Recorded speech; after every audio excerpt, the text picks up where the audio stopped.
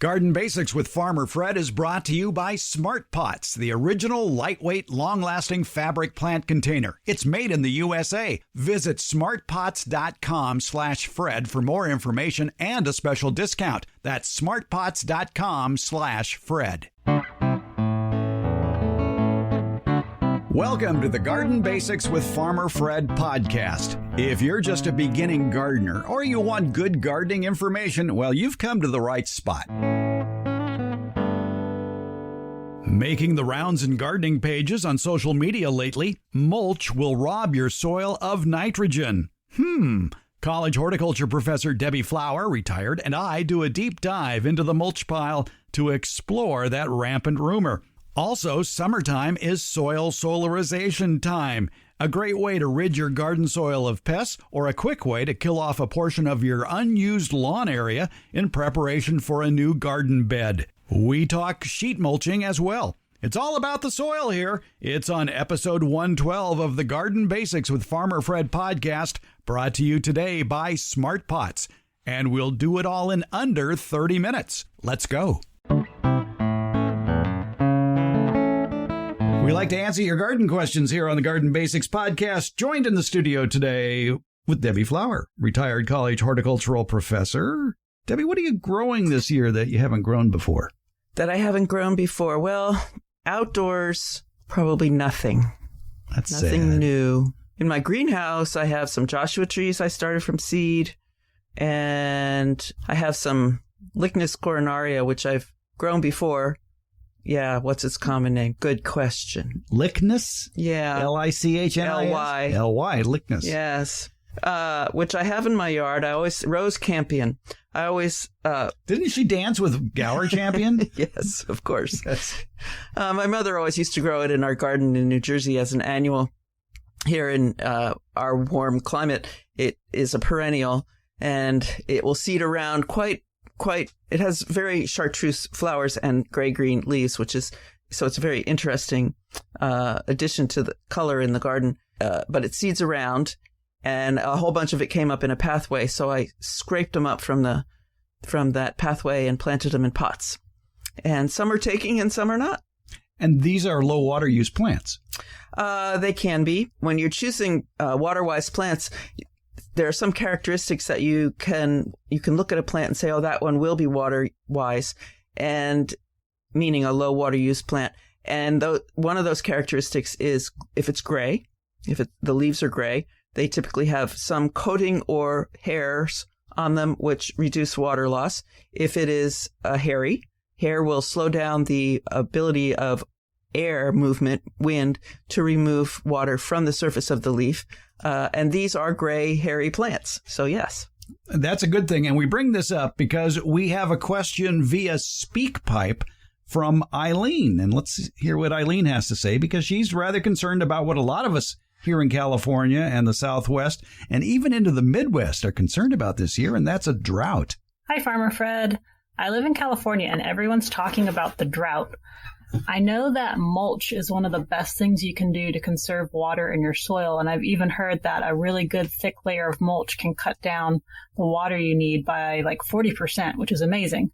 But I have some concerns because I've seen some stuff fly around on my Facebook gardening groups that mulch will actually suck nitrogen out of the soil, which would be really bad for my vegetable garden. So I'm curious, can you set the record straight? Is it true that mulch will actually tie up nitrogen or suck it out of the soil? Thank you so much. Well, the problem actually is going to a Facebook gardening group. Yes. That seems to be the brush fires we've been putting out for the last few years. Yes. Ask any garden commentator like us, and it's like dispelling these myths that find... Yes. And that's not a myth as far as sucking up nitrogen, but we'll get into that in a second. Okay. By the way, just let me say that Eileen got in with her melodious voice via SpeakPipe, and you can too. Leave a question for us at SpeakPipe. No phone to call. You go to speakpipe.com and type in Garden Basics, and you too will be able to speak into whatever device you just logged on to and leave us a question just like Eileen. Now, if you want to call us, you can. The phone number, 916-292-8964. Wait for the recording, 916-292-8964. Text us at that number as well, 916-292-8964, or email fred@farmerfred.com. That's how you get in touch with us here. Meanwhile, Eileen's worried about mulch and the fact that that mulch might be sucking nitrogen out of the soil. Mm-hmm. Depends on where you put that mulch. Right. That's a common concern, and there has been scientific research done to check that. If you just lay the mulch on the surface, there's not a problem.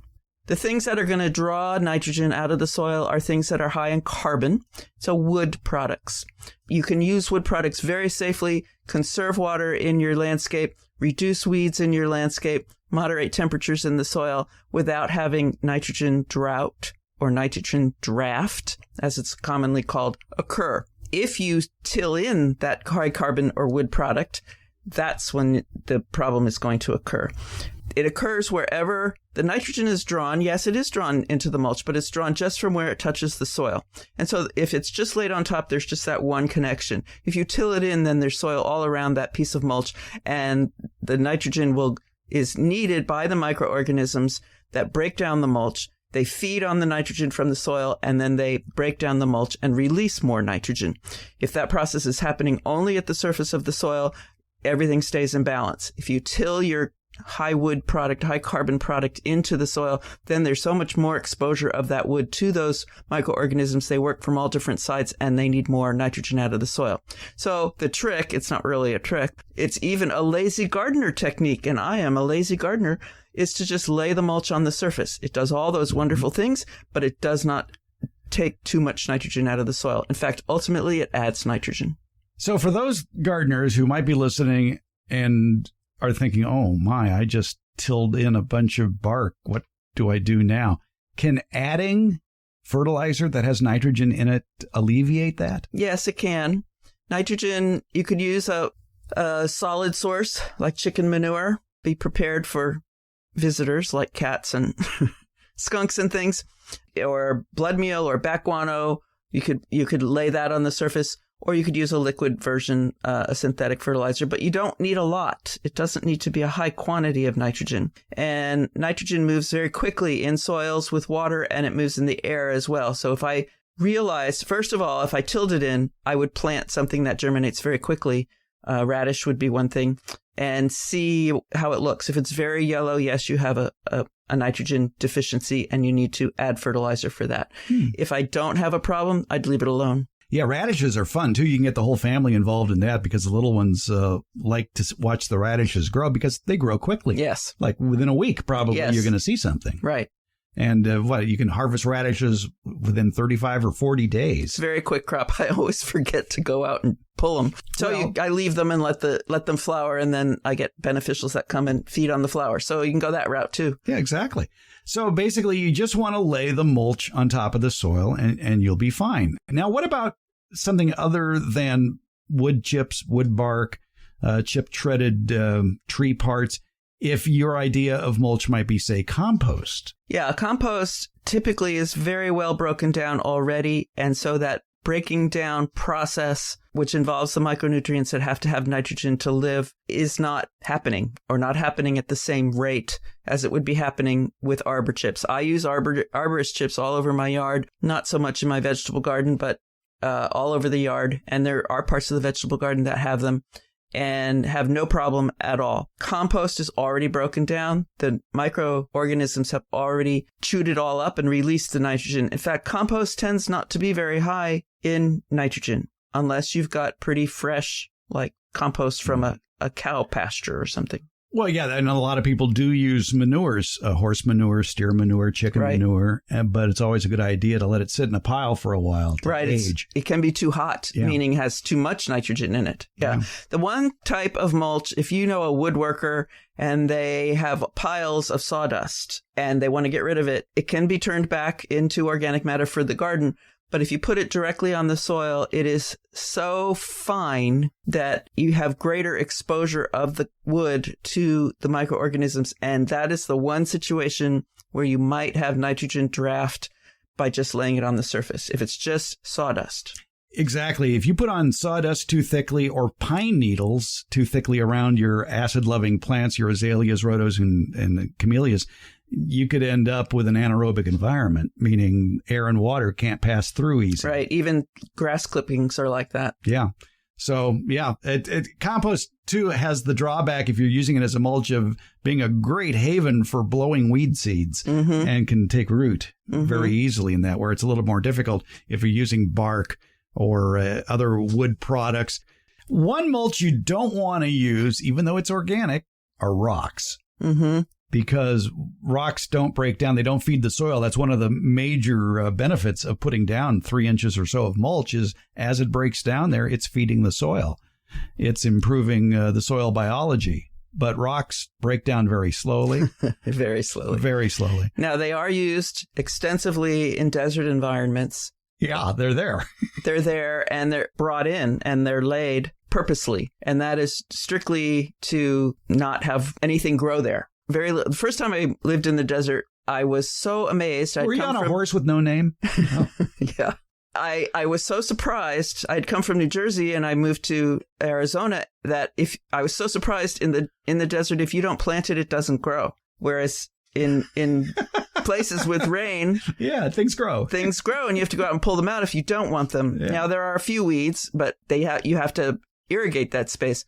So it's just a covering of the soil, and I don't think it has any purpose except to prevent dust. I've seen test results about the thought that the rocks on a hot day will transfer that heat to the root zone of the plants. And according to those test results, it's not necessarily true that happens if the roots are deep enough. Right. If it's a very shallow-rooted plant, I think that might be an issue. And that would be just at the beginning, because the plant will change where its roots live. The roots that are getting too hot will die, and the roots that are deeper and stay cooler will live. And so it'll readjust. Yes, rocks heat up. Well, you don't want to touch them in the middle of a 100-degree day, but it takes them time to heat up, and it takes them time to cool down. So they're just sort of shifting. Compared to bare soil, they are shifting when the roots would be hot. My loathing of rocks as mulch goes back to when I was a child, and the only money I could make in the neighborhood besides cutting lawns was pulling weeds. And this one neighbor had a completely rock front yard in Southern California and a terrible infestation of oxalis.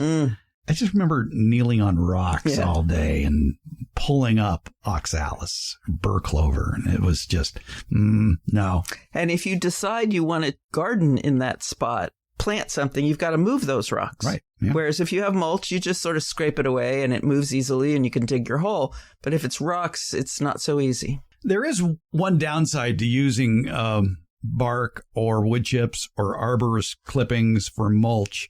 And that is the fact that native bees, which like to nest in the ground, can't do it in mulch. Right. So keep an area bare around the trees, because there's usually little culverts around the crown of the tree where the roots meets the stem that they can nest in. So if you keep that free of mulch, the bees will be happy in that regard.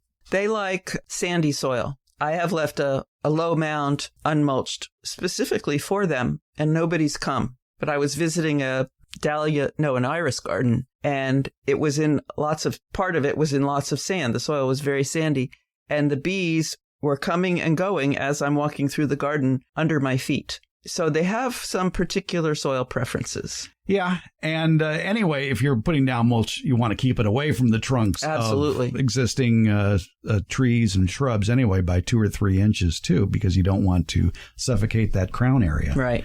By the way, for those of you that live in parts of the country where mulch volcanoes are common, I guess in the winter it's okay, but you need to clear it away as the weather warms. Is that? Well, you certainly don't want it to get wet and trap moisture against the trunk of the tree in warm weather. Then you're going to allow plant-killing funguses and bacteria to live there, and you're going to lose your plant. Mulch volcano is where you pile up maybe 2 feet worth of mulch around tender plants, like maybe rose bushes or something like that.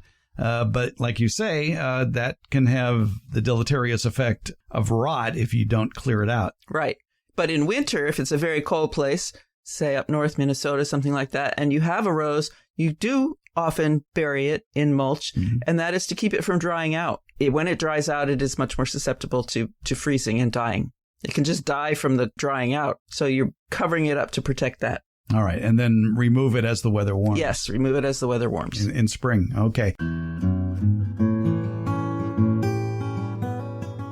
We're glad to have Smart Pots on board supporting the Garden Basics podcast. Smart Pots are the original award-winning fabric planter. They're sold worldwide. Smart Pots are proudly made 100% in the USA. I'm pretty picky about who I allow to advertise on this program. My criteria, though, is pretty simple. It has to be a product I like, a product I use, a product I would buy again.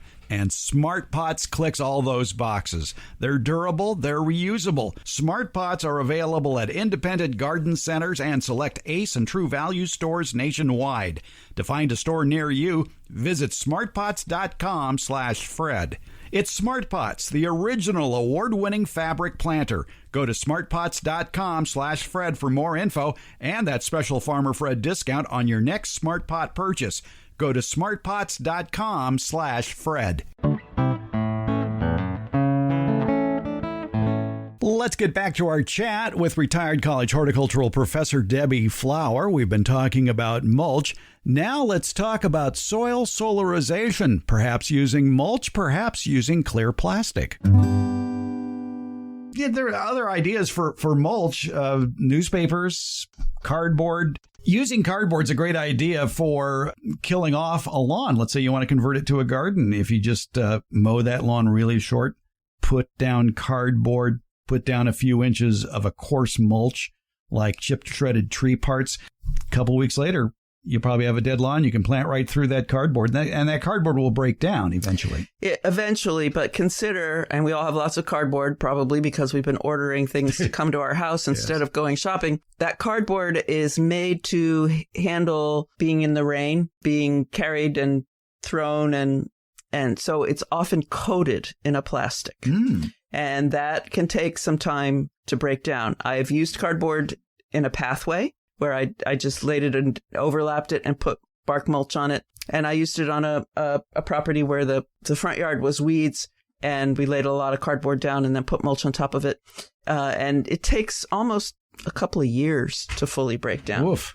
All right. What about one strategy of perhaps moistening it thoroughly? Yes, we did moisten it thoroughly, and that's a hard job actually if it's got this wax on it. There are some horticulture professors who really, really dislike the idea of using cardboard as a sheet mulch in the landscape because of that wax coating. And I don't know what the wax coating is made of. If you are going to use the cardboard, take off all the tapes and things. Right. That Staples? Staples, yeah, all those things, because they'll just show up later in your garden in a place you probably don't want them.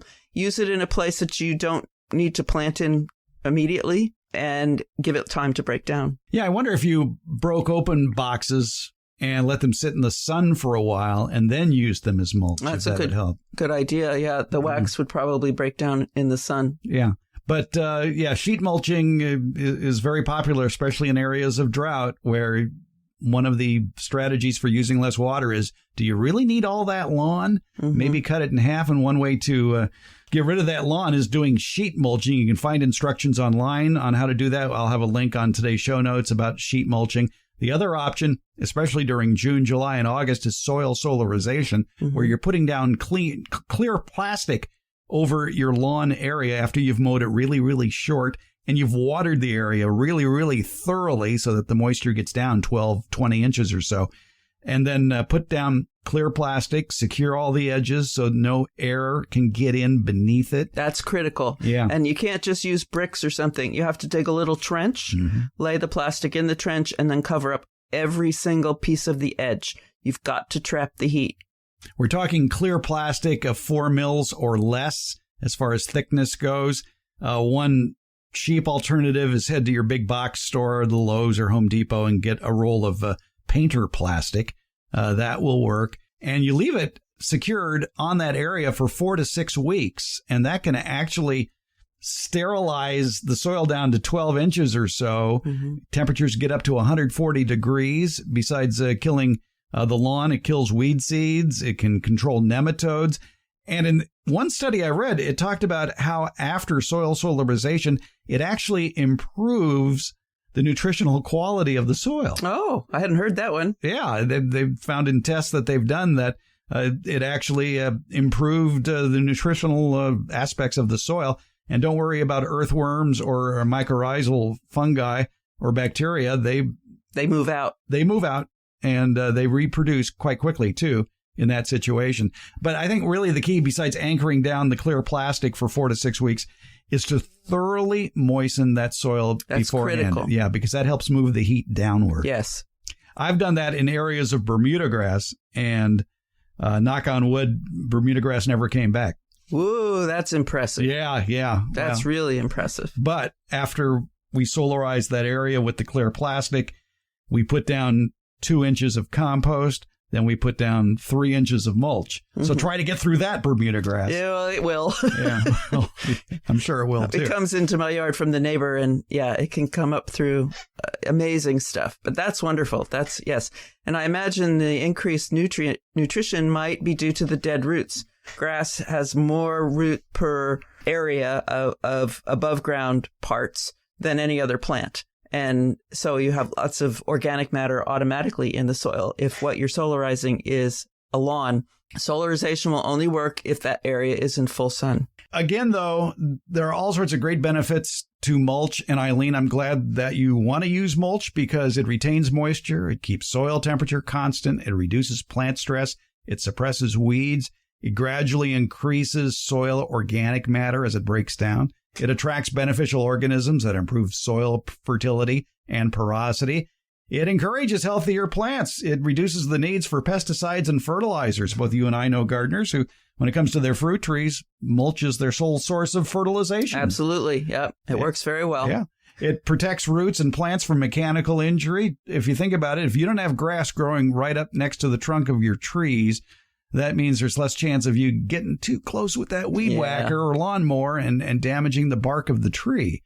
So it's great. And plus on hillsides and around homes, it can suppress the spread of brush fires. Now, one warning in that regard is that a lot of fire officials, especially here in California, advise not putting mulch next to the foundation of your house, keeping it clear because that mulch could smolder and set a shrub on fire that could go up into the eaves. Right. So if you are in a place that you need to be worried about wildfire, there are lots of things you should not have close to your house. One is that shrub, and another is that mulch. Maybe planting a lot of succulent plants. Succulents are plants that take water when they can get it and store it inside of them. And they're often very thick. They may be cool to the touch. Cactuses are succulents. Jade plants are succulents. Geraniums are succulents. Plant those things closer to the house so that there is a little bit of protection, but don't have there's a whole list. There's lots of information out there about fireproofing or landscaping for fire suppression. Well, it's easy to go off on a tangent when it comes to mulch. It sure is. Because it is so valuable and it should be part of everybody's landscape. Mm-hmm. All right, Debbie Flower, thanks for your help on this. My pleasure. Thank you, Fred. And thank you, Eileen, for sending us that question via SpeakPipe. And again, you can do the same thing. Go to speakpipe.com, type in Garden Basics, one word, and you too can yell at your computer at us anytime you want. And of course, you can always call 916-292-8964. You can text at that number as well, 916-292-8964. Email, send it to fred@farmerfred.com. Please tell us where you live, because all gardening is local, and it really helps us figure out what the proper solution for your problem might be. Thanks for listening. Garden Basics comes out every Tuesday and Friday and is brought to you by Smart Pots. It's available just about anywhere, and that includes Apple Podcasts, iHeartRadio, Spotify, Stitcher, and Google Podcasts. And for Northern California gardeners, it's the Green Acres Garden Podcast with Farmer Fred. It's available also wherever you get your podcasts. Thank you for listening, subscribing, and leaving comments. And thanks for listening.